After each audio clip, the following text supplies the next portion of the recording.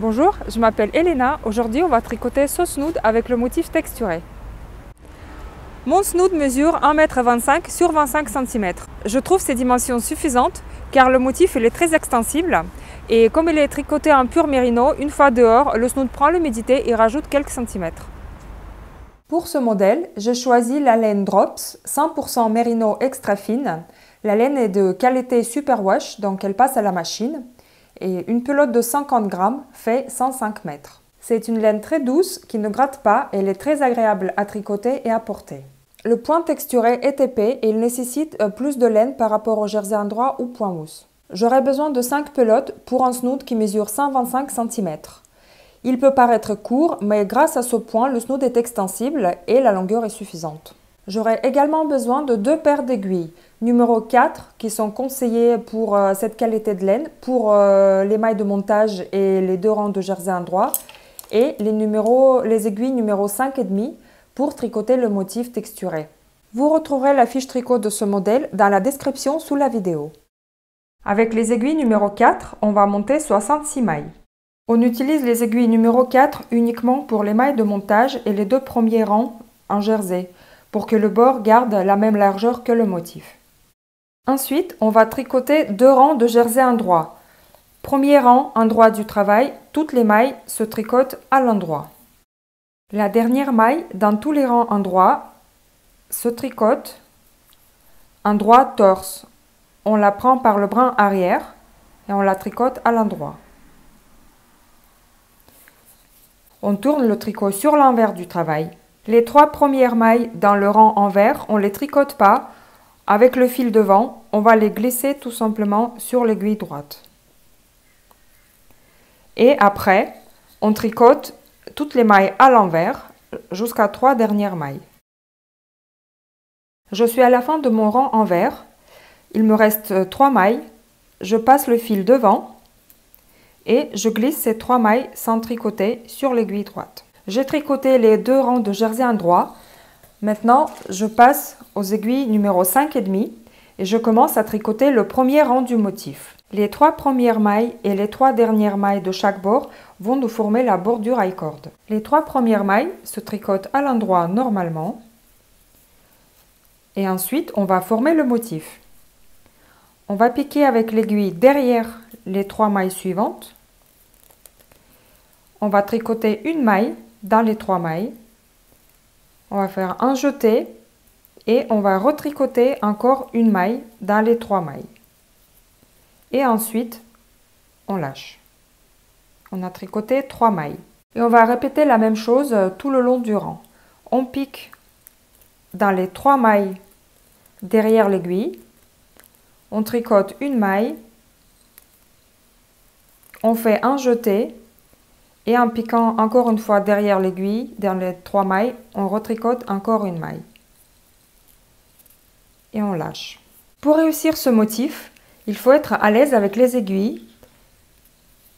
Et n'hésitez pas à tirer sur les fils et faire les mailles très longues. Surtout, il ne faut pas tricoter serré. Ce n'est pas évident au premier rang, car on a tricoté avec les aiguilles 4 le jersey endroit. Et là, on passe à l'aiguille 5,5 et les mailles sont un peu serrées. Mais après, ça doit aller mieux. On arrive à la fin du rang, il nous reste 6 mailles. On termine le motif. La dernière fois, on tricote 3 mailles dans 3 mailles. Et les dernières 3 mailles, on tricote à l'endroit. 2 mailles à l'endroit. Et 3e maille à l'endroit torse. Un détail important, il faut pas serrer, quand vous tricotez vos 3 dernières mailles, il ne faut pas les serrer. Car sinon la bordure I-cord, elle va être plus serrée que le motif. Deuxième rang du motif, envers du travail. Les 3 premières mailles, on va les glisser sans tricoter le fil devant. Ensuite, on va tricoter 2 mailles à l'envers. Toujours tricoter lâche.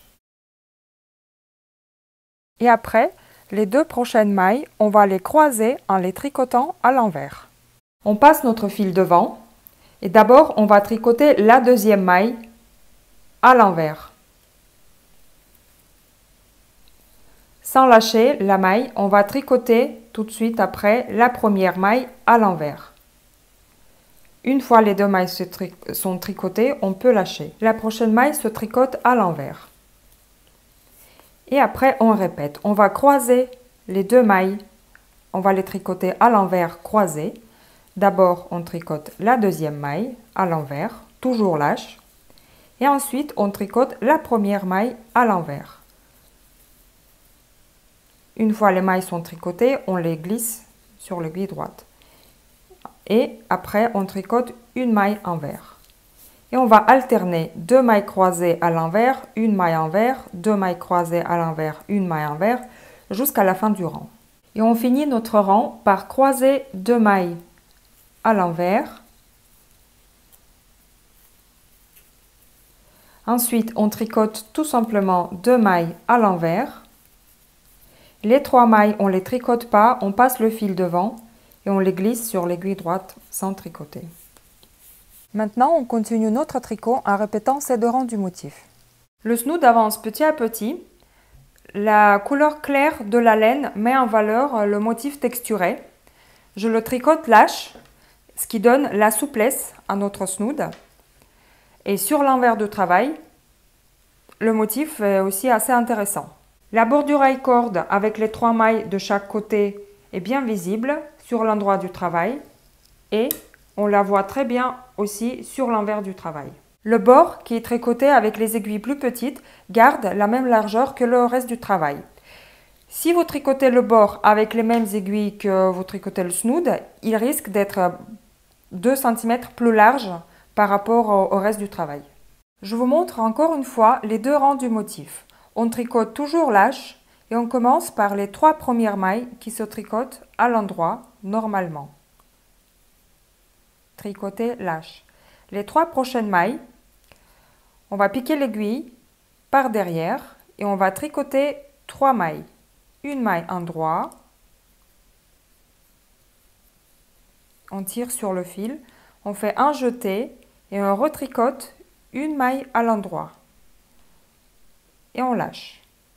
Et on répète la même chose jusqu'à la fin du rang en tricotant 3 mailles dans les 3 mailles. Une maille endroit, jeté et une maille endroit. Toujours en piquant dans le brin arrière des 3 mailles. Et je répète, 3 mailles. Je pique l'aiguille dans les 3 mailles derrière.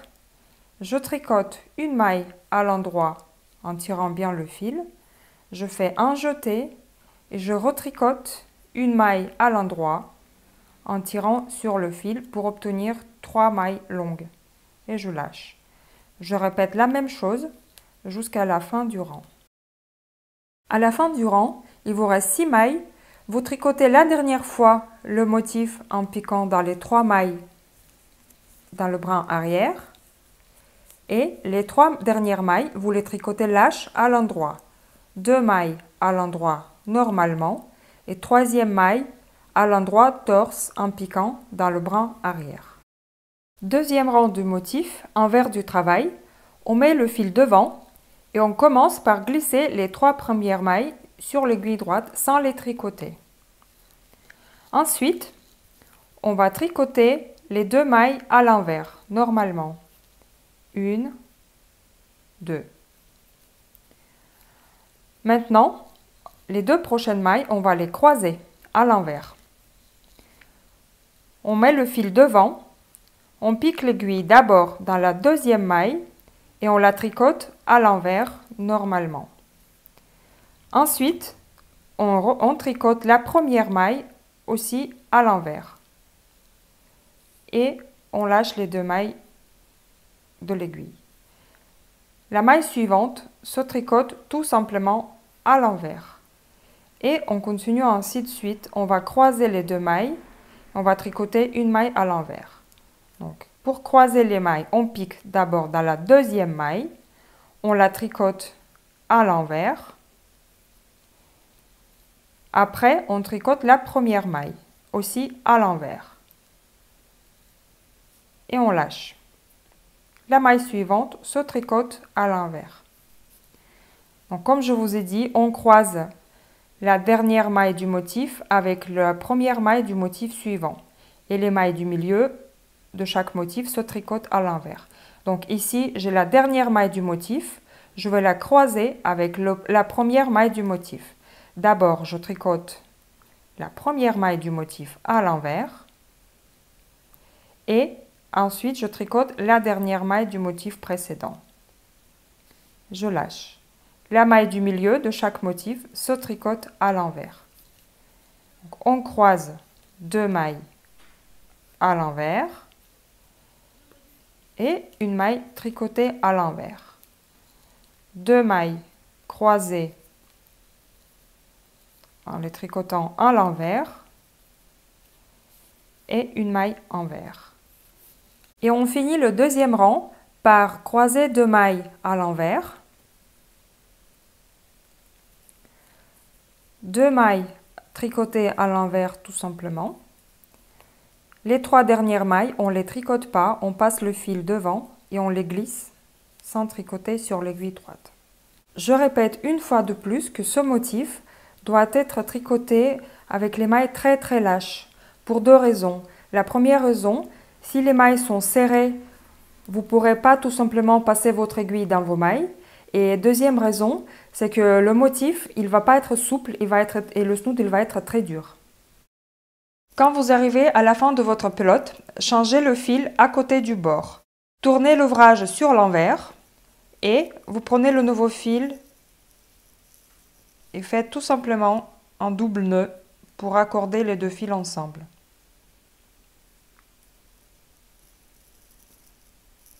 Ensuite, vous continuez votre tricot normalement. Je conseille de changer de fil à côté du bord pour le cacher proprement par la suite. Pour terminer le snood, on reprend les aiguilles numéro 4. On se retrouve sur l'endroit du travail et on tricote un rang de jersey endroit. Toutes les mailles se tricotent à l'endroit. Et cette fois-ci, on les tricote assez serrés. On tourne le tricot sur l'envers et on commence à rabattre les mailles, toujours avec les aiguilles numéro 4. On tricote la première maille à l'endroit. La maille suivante se tricote à l'endroit également et on rabat une maille par-dessus de l'autre. Sur l'aiguille droite, il nous reste toujours une maille. On retricote encore une maille à l'endroit et on rabat la maille par-dessus. Et on répète la même chose tout le long du rang. Quand vous rabattez les mailles, comparez constamment les 2 bords pour avoir la même largeur de 2 côtés. Si votre bord est serré, augmentez la tension des mailles. Si votre bord est trop lâche, tricotez les mailles plus serrées pour obtenir la même largeur du bord. À la fin du rang, les 2 dernières mailles se tricotent ensemble à l'endroit et on rabat une maille par-dessus. Avant de couper le fil, pour la dernière fois, on compare les 2 bords. Donc là, j'ai la même largeur. Maintenant, je peux couper le fil. Je prévois une longueur suffisante du fil pour faire la couture et je coupe mon fil. Et maintenant, je tire tout simplement la maille pour sortir le fil. On va coudre le snood sur l'endroit du travail. Chaque fois, on va piquer dans les 2 brins des mailles qui se trouvent entre le bord et le motif.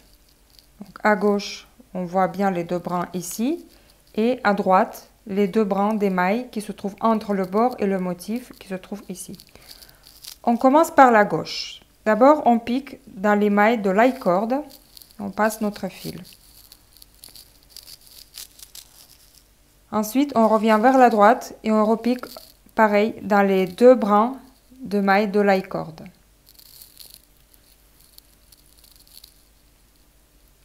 On ne serre pas, on revient vers la gauche et on repique. On voit où notre fil sort. On repique au même endroit et à partir de là, on prend avec l'aiguille 2 brins. Et on passe notre aiguille dans les 2 brins. Toujours sans serrer, on revient vers la droite. On regarde l'endroit où sort notre fil. On repique l'aiguille exactement au même endroit et on reprend les 2 brins suivants.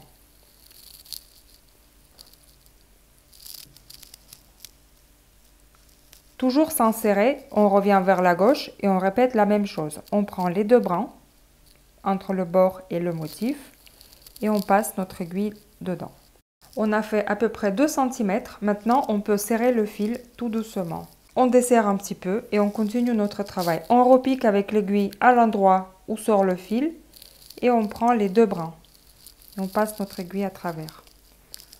On revient vers la droite et on fait la même chose à droite. Le fil sort par ici, on pique l'aiguille là-dedans et on prend les 2 brins. Toujours sans serrer, on continue à avancer notre travail. Maintenant, on serre, on tient avec le doigt l'endroit où le fil a été serré la dernière fois et on serre notre fil à nouveau. Quand vous faites votre couture, il faut toujours vérifier si les motifs des 2 bords se trouvent face à face, s'ils ne sont pas décalés. D'où l'intérêt de coudre sur l'endroit du travail parce qu'on voit ce qu'on fait. J'ai terminé mon assemblage. Il ne reste plus qu'à cacher le fil dans la couture sur l'envers du travail. J'espère que vous allez aimer ce tutoriel. Bon tricot et à bientôt!